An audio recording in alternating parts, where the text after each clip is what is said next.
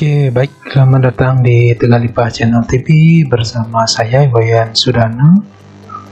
Oke, kali ini saya akan mentutorialkan cara penggunaan aplikasi kependudukan, aplikasi pendudukan sederhana ya, dengan menggunakan Microsoft Excel. Nah, ini saya buat untuk ke desa Tlaga ya, desa tempat tinggal saya. Mohon maaf sebelumnya karena ini adalah aplikasi yang sangat sederhana. Kalau memang ada yang kurang mohon dimaklumi itu ya. Oke, cara menggunakan aplikasi kependudukan ini dengan menggunakan Microsoft Excel ya, saya kombinasikan dengan Visual Basic Application atau VBA. Oke, pertama ini adalah filenya. Pertama kita buka dulu seperti ini. Nah, aplikasi ini sengaja saya tidak berikan form loginnya ya, karena beberapa kali saya coba ada beberapa coding yang tidak jalan, jadi saya abaikan saja codingnya. Oke, setelah buka seperti ini, silakan teman-teman klik menu utama. Oke, akan muncul form seperti ini. Oke, untuk pertama kalinya penduduk yang belum input di sistem. Nah, ini ada beberapa penduduk yang sudah terinput ya di aplikasi ini. Kemudian untuk penduduk yang baru, silakan teman-teman input di sini, input data penduduk. Oke. Nah, di sini muncul list penduduk yang sudah terinput. Kemudian untuk menginput data baru atau penduduk baru di sini ya, di text box dan label di sini ya. Pertama kita sini sudah saya berikan petunjuknya. Klik mulai terlebih dahulu. Jadi sebelum input klik ini dulu, mulai. Oke. Klik. Nah, maka ini akan terlihat ya. Akan terlihat di sini adalah nomor NIK, kemudian nomor KK, nama lengkap, jenis kelamin dan seterusnya. Nah, kemudian untuk yang di sini ya, yang jenis kelamin dan seterusnya yang ada combo boxnya seperti ini sudah ada pilihan ya, artinya teman-teman tinggal memilih aja, tidak perlu mengetik. Untuk yang lain baru diketik seperti itu. Oke. Nah, misalkan nomor NIK-nya, nah di sini sudah berurut ya, dari yang terkecil sampai yang terbesar di sini. Oke, misalnya kita buat nomor 5 misalnya ya, 5151 misalkan, 515151. Oke, digit ya, tanggap itu. Kemudian ini nomor NIK-nya, nomor kakaknya, sorry. Kemudian namanya misalkan Wayan Putu itu misalnya ya. Kemudian di sini jenis kelamin silakan dipilih, misalkan laki-laki. Status perkawinannya misalkan dia belum kawin misalkan. Nah, tempat lahirnya misalnya Kelungkung gitu ya. Kelungkung. Nah, kemudian tanggal lahirnya silakan dimasukkan, misalkan 09 01 1989 misalnya. Oke, dimasukkan agamanya apa, misalnya Hindu gitu ya. Kemudian pendidikan terakhirnya misalkan SMA. Nah, pekerjaannya kalau ini udah bekerja ya, udah pakai wira swasta misalnya. Wira swasta. Oke. Dapat membaca huruf di sini bisa dipilih, misalkan hanya bisa huruf Latin aja, pilih yang di sini. Kalau bahasa Bali saja misalnya atau tulisan Bali di sini aja. Kalau Arab misalkan bisa dari sini Latin Bali atau kombinasi, dia bisa Latin dan bisa tulis Bali juga, Latin Arab dan seterusnya, atau bisa tiga-tiganya di sini. Oke, atau kalau yang mau yang lain misalnya nanti kita tambahkan aja. Sepertinya tidak ada ya, ini aja. Oke, misalkan Latin Bali ya. Warga negaranya ada dua pilihan, WNA dan WNI. Misalnya WNI Banjarnya. Nah, sini karena di desa Tlaga ini ada 5 banjar ya, 5 banjar dinas ini sudah saya siapkan. Ada kebun Antangkati, Tlaga Kebun Kauh dan Kebun Kangin. Misalnya dia adalah Tlaga misalkan ya. Kedudukan dalam keluarga.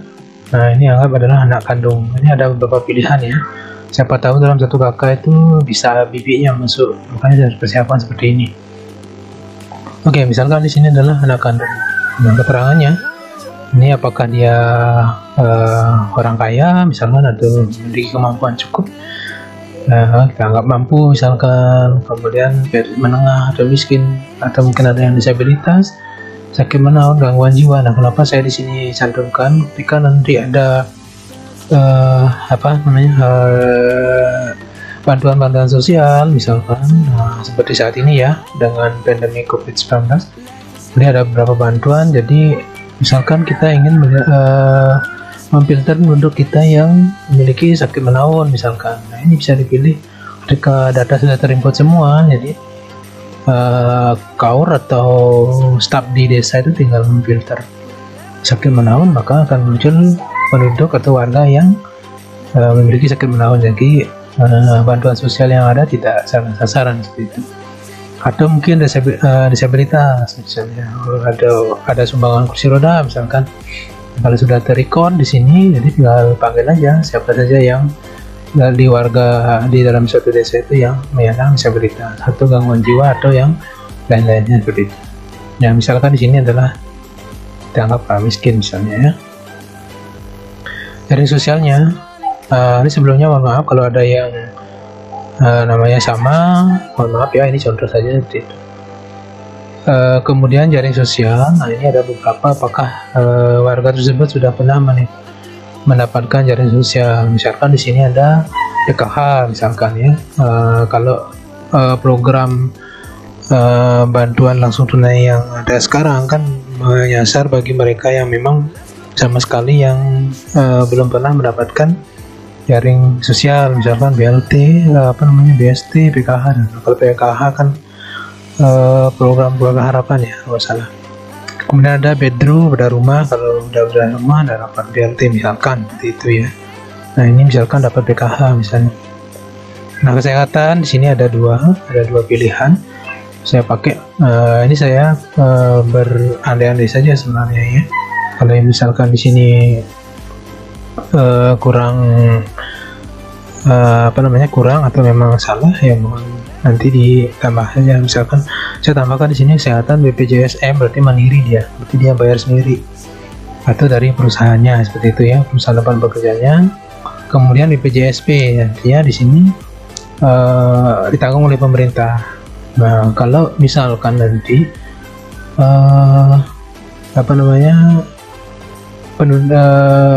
dari desa menginginkan masyarakat berapa persen misalkan yang sudah memiliki BPJS mandiri dan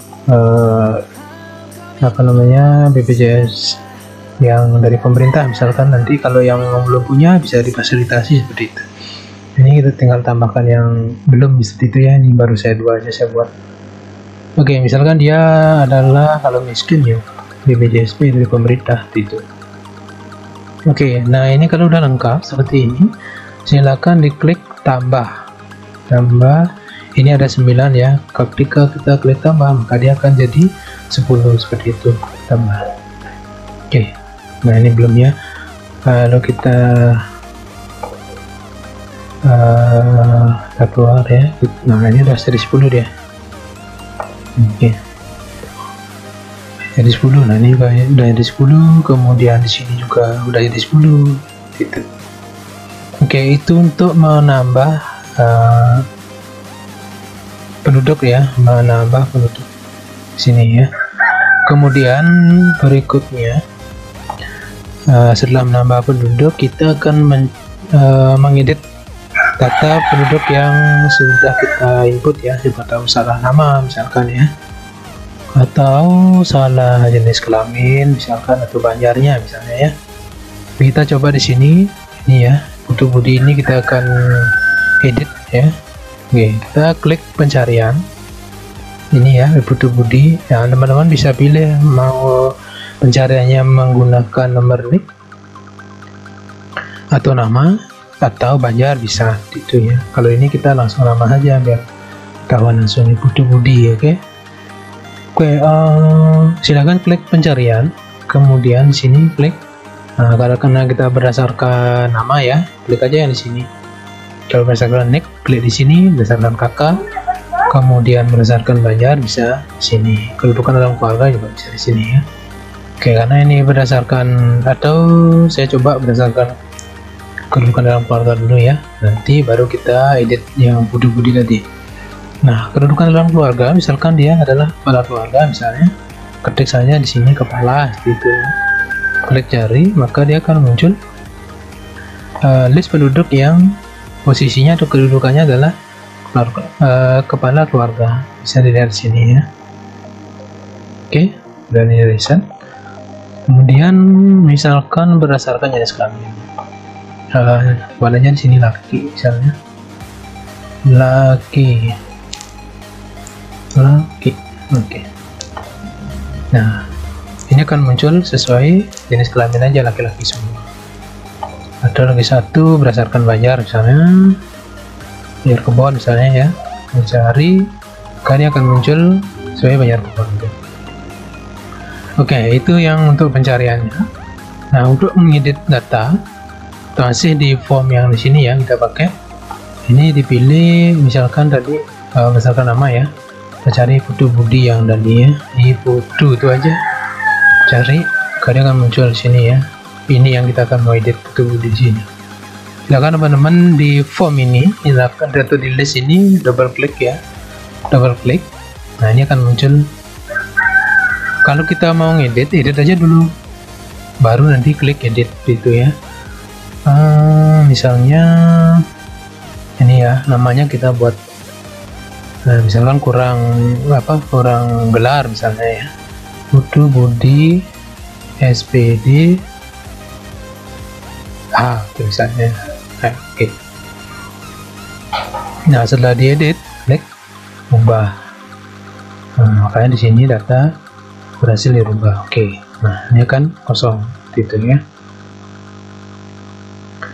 Nah, kita lihat sini ya, apakah cari. Nah, ini udah berubah dia. Kemudian dia udah besar, kemudian udah ada gelar gitu ya. Oke. Kemudian untuk menghapusnya, kalau kita ingin menghapus misalkan ada nama ya, tadi ada halo namanya ya, kalau nggak salah ya, cari sini ada halo ya, halo. Nah, ini misalkan kita mau hapus misalnya, ini di double klik aja, double klik, hapus ya, hapus, yes. Oke, bisa dihapus. Jadi kalau kita cari halo udah nggak ada ya, udah nggak ada dia karena sudah terhapus gitu.